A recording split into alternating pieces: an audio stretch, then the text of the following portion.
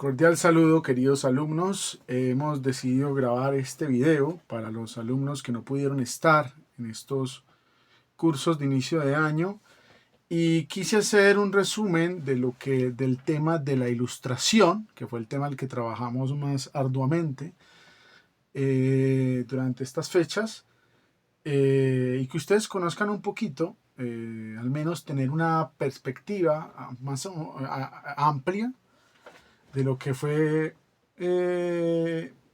todo este proceso tan importante a nivel intelectual, a nivel cultural, a nivel social y desde luego político en la historia. La ilustración básicamente debe decir que se ubica en el siglo XVIII, ¿sí? En gran parte, lo hemos llamado el siglo de las luces, una palabra que acuñó Diderot, uno de los máximos consignes de este movimiento, quien de alguna manera mostraba que ilustración viene de ilustrar. Ilustrar es traer, revelar, traer luz sobre algo, ¿cierto? En ese momento ilustrar tenía ese significado especial, que era traer luz sobre las sombras, sobre las tinieblas. Estos filósofos o pensadores ilustrados estaban, digamos, ejerciendo una crítica sobre un sistema, un status quo que venía desde la época medieval y que nadie se había atrevido a cuestionar, ¿cierto? Y nos referimos principalmente a ese status quo que era lo que llamamos el antiguo régimen, ¿no? Que era ese régimen que era conformado por la aristocracia y el clero como entes, como grupos socialmente dominantes durante más de 1000 años, dominando durante la época feudal, dominando todo, teniendo el control político, el control económico sobre los diferentes reinos, estados que existían en ese momento en Europa. Entonces estos filósofos van a llegar a establecer principalmente una duda sobre todo esto, una duda sobre cómo estaban funcionando las cosas. Dudar si realmente estos sistemas políticos que hasta ese momento ese absolutismo, esos modelos de monarquías absolutas realmente, como la de Luis XIV, eran realmente funcionales para lo que se quería hacer, ¿cierto? Entonces podemos destacar varios nombres, ¿no? Principalmente los primeros que brincan son los franceses, ¿no? Diderot, Montesquieu, Voltaire, Rousseau, pero también algunos ingleses o escoceses como David Hume, o incluso pensadores de la zona del Sacro Imperio, bueno, en fin, no solo se concentró, también ingleses, también en España también hubo ilustración, pero obviamente los que más se señalan son los franceses principalmente, ¿no? Bueno, aquí hay que decir algo, ¿no? Entonces estos señores, digamos, el movimiento de la ilustración o la obra cumbre de la ilustración fue la enciclopedia, que fue un texto bastante extenso, más de 17 tomos, muy gruesos, con artículos sobre muchos oficios, sobre muchos artes, sobre muchos saberes, sobre todo el conocimiento científico que hasta ese momento se había acumulado en campos como la física, las matemáticas, la astronomía, la ciencia política, y eran artículos escritos por las mentes más eminentes de la época. Quien coordinó la enciclopedia fue Diderot. Diderot era un tipo muy carismático, un líder, un tipo que tenía un gran ejercicio de liderazgo, un gran conversador, que era un infaltable de todas estas tertulias que se hacían en este momento en Francia, en muchas casas de muchos nobles y burgueses.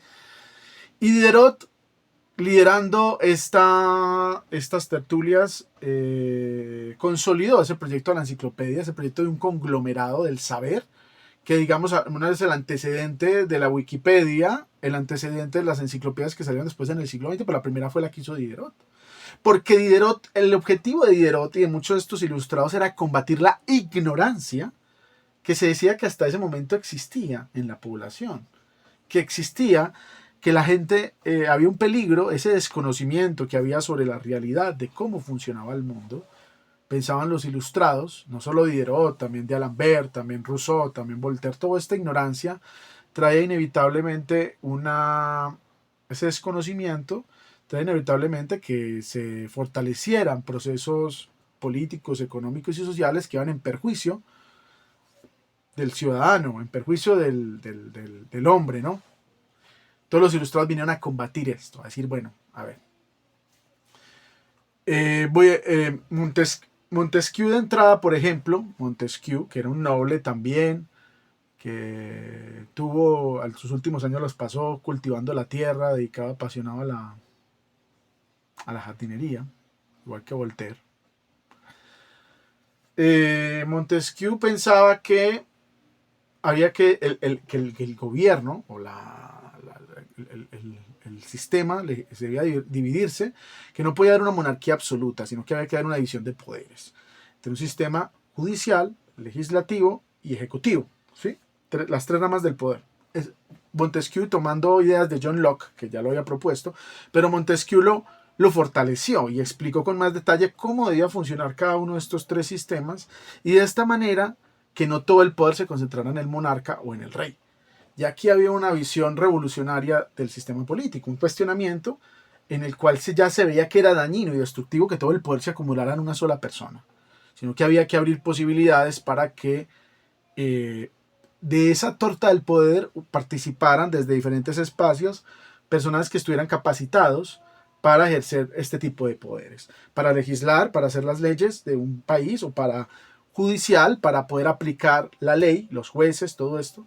Y recordemos que este sistema de Montesquieu, que fue retomado también en Inglaterra por muchos de los revolucionarios como Jefferson, como Washington, como Adams, fue aplicado en Estados Unidos y también fue aplicado acá en Colombia, cuando los padres estaban aplicados desde la Constitución de Cúcuta, 1821, y aquí ya en Colombia se estaba pensando que se debía existir este sistema tripartito en el cual no los poderes estuvieran divididos, ¿no? Voltaire, otro personaje súper interesante, un hombre maravilloso, con un gran carisma, que tuvo que huir un tiempo de Francia porque se enemistó con un noble importante que lo humilló y casi se van a duelo, así de duelo con pistolas y todo, con padrinos. Pero finalmente Voltaire tiene que huir porque el noble lo mete en un tiempo a prisión, a Voltaire. No huye, primero lo capturan, lo meten a prisión con acusaciones injustificadas, y Voltaire decide, al ver que tiene pues este enemigo poderoso, decide irse un tiempo a Inglaterra y a otros países donde crece en su formación intelectual. Voltaire tiene un libro genial que es el Cándido o el optimismo, donde critica ese ideal de que estamos en el mejor de los mundos posibles. Voltaire va a decir, no es así. Voltaire va a ser un poco más realista, va a poner un personaje que es muy optimista, que parece que ha leído a Paulo Coelho o a Walter Rizzo o alguna de estas cosas malucas, y el tipo va a llegar así, no, el universo conspira a tu favor y bla bla bla, todo es bueno, todo es bonito, y lo que hace Voltaire es que al tipo le pasen todo tipo de desastres, de cosas malas, tragedia tras tragedia. Termina en la bancarrota, tiene problemas amorosos, termina en un lugar de esclavistas, bueno, en fin, le va como a los perros en misa. Pero él siempre dice, no, pero puede que la cosa mejore, y el mundo le vuelve a caer encima. Es un libro de una ironía muy elegante, que hasta tiene partes donde uno se ríe mucho, pero parte de la crítica era esa, de que tal vez no debemos ser conformistas, sino que debemos luchar por construir un mundo mejor, que tenemos que buscar la manera de realizar obras que vayan en función de la construcción de un mundo mejor. Y precisamente Voltaire también va a ser un defensor de esto de la tolerancia, de que hay que tolerar el pensamiento del otro, que hay que tolerar el derecho del otro a expresar lo que opina. Si yo no estoy de acuerdo con eso, si yo no estoy de acuerdo con él, tengo que aceptar la divergencia, la diferencia de opinión, que en un sistema realmente político, funcional, lo ideal es que uno pueda expresarse sin miedo a ello, ¿no? Que uno pueda expresar su opinión política sin miedo a que lo persiguen, que termine en una cárcel, en una prisión, sino que hay un derecho a poder expresar posiciones religiosas, posiciones teológicas, posiciones políticas, sociales, sin miedo a que me pase nada. Y Voltaire lo va a defender en muchos ensayos, muchos textos que escribió. Fue un hombre bastante prolijo en su producción, igual que Rousseau, tipos que escribieron bastante, que tenían bastante. Y Voltaire tenía sobre todo cierto humor, cierta ironía para abordar las cosas, muy fina. Fue un hombre que vivió mucho tiempo, fue amante de una mujer muy brillante, Madame de Chatillon, que era digamos, la traductora de Newton en Francia. Y tuvo amistades todo el tiempo, tanto sus amantes como sus amigos, eran personajes casi siempre brillantes. El hombre era claramente un hombre que le interesaba compartir con personas que tuvieran algo que aportarle desde el plano del conocimiento e incluso en el plano del deseo. Cuando tuvo amantes, buscó siempre estas mujeres que tenían un perfil más, incluso más académico, ¿no? Era algo que él buscó, sin duda, y era parte de su atracción hacia. Y pasó los últimos años cultivando su jardín feliz, ya alejado de todo, pero fue un filósofo, un pensador importante. Por otro lado, Rousseau también, indudablemente Juan Jacobo Rousseau lo conocemos mucho por este libro. Yo tengo una edición más bien vieja y fea, pero pues es lo que es. Este libro que es el Contrato Social de Rousseau, que básicamente, bueno, lo conocemos por dos libros. Uno es el Contrato Social, ¿no? Que es un libro donde digamos, el aporte más importante que hace Rousseau, es decir, es que hay un contrato, de alguna manera implícito, entre el pueblo y sus gobernantes. El pueblo es el que legitima a sus gobernantes. No es Dios, como se creía hasta el siglo XVII, XVIII. Los papas coronaban a los monarcas. Y Rousseau va a decir, no es Dios el que legitima el poder político. No es Dios el que legitima a un presidente o a un rey. El que lo legitima es el pueblo. Eso dicen en el contrato social, ¿cierto? Hay un contrato. Y por lo mismo, si hay un contrato entre el pueblo y el rey, hay unos términos que hay que respetar, que ambas partes deben respetar, ¿cierto? Hay unos términos, unas reglas de juego que ambas partes del contrato tienen que respetar. El rey tiene que, de alguna manera, servir al pueblo, estar en función de servir al pueblo, no abusar, no convertirse en un tirano, sino al servicio de la gente. Eso pensaba Rousseau, que también es un pensador bastante interesante, muy polémico en sus disertaciones, y que llegó a decir en algún momento también, principalmente en su otra obra importante que fue el Emilio o la Educación, que es un tratado educativo increíble, empieza a decir, bueno, no, es que tal vez para educar, hay que dejar también que también hay influenciado un poco por David Hume, por este concepto de la tabla rasa, hay que dejar que el niño mire, estudiar bien hacia dónde el niño, con el camino que va evolucionando, cuáles son sus intereses, cuáles son sus gustos y fortalecerlos. Y no obligar, no usar el castigo corporal, no usar métodos restrictivos o rígidos que bloqueen el desarrollo cognitivo, el desarrollo de las capacidades y potencialidades del niño. Eso era revolucionario en el momento en que lo propuso Rousseau. Estamos hablando del siglo XVIII, no estamos hablando del siglo XX, donde hacer castigos corporales contra los niños para educarlos era algo normal, ¿sí? Y Rousseau también va a decir algo muy interesante, y es que dice el hombre no nace corrupto, la sociedad lo corrompe, dice Rousseau, ¿no?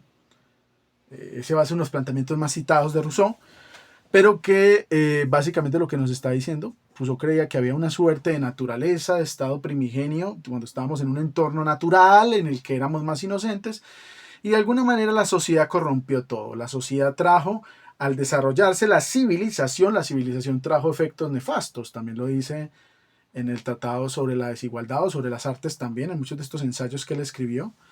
Dice, bueno, aquí pasó algo, porque con el desarrollo de la civilización obviamente hubo también cosas cuestionables, ¿sí? Por ejemplo, el desarrollo de Europa, de la civilización europea a través de los años, del Imperio Romano, de todos los grandes reinos, y luego de las potencias del siglo XVIII y XVII, han habido esclavitud. Por ejemplo, la esclavitud es cuestionable, ¿sí? Porque implica someter a otro ser humano, y gran parte de todo este progreso se ha construido, dice Rousseau, sobre pilares cuestionables, ¿sí? Entonces fíjense que son pensadores, tanto Montesquieu, Voltaire, como Rousseau, que están haciendo unas críticas interesantes, unas críticas a lo que hasta ese momento era el poder, a lo que se creía. Obviamente sus libros fueron prohibidos por la iglesia, fueron vetados, pero ellos seguían publicando y existían a tertulias en París y eran personajes que eran intelectuales con mucha influencia. No necesariamente se llevaban bien, Voltaire y Rousseau no tenían muy buena relación, de hecho, Voltaire fue muy crítico con Rousseau porque Rousseau abandonó a sus 4 hijos y Voltaire le dijo, ¿usted cómo va a venir a hablar aquí de educación si usted abandonó a sus hijos? ¿Usted con qué cara viene aquí a hablar de esto? Y lo, y lo acusó a partir de esta mirada. Entonces hay cosas que son, digamos, pues no eran tampoco pues seres perfectos. Pero lo que nos importa son las ideas que dejaron. Hay ideas allí que son muy válidas y que vale la pena, incluso hoy, en el 2026, seguir discutiendo, porque siguen siendo fundamentales y porque muchas de sus teorías y de la construcción del Estado moderno se hizo con base a las ideas de Voltaire, Rousseau y Montesquieu. ¿Sí? Muchas de las repúblicas que nacieron en América, por ejemplo, se basaron en mucho.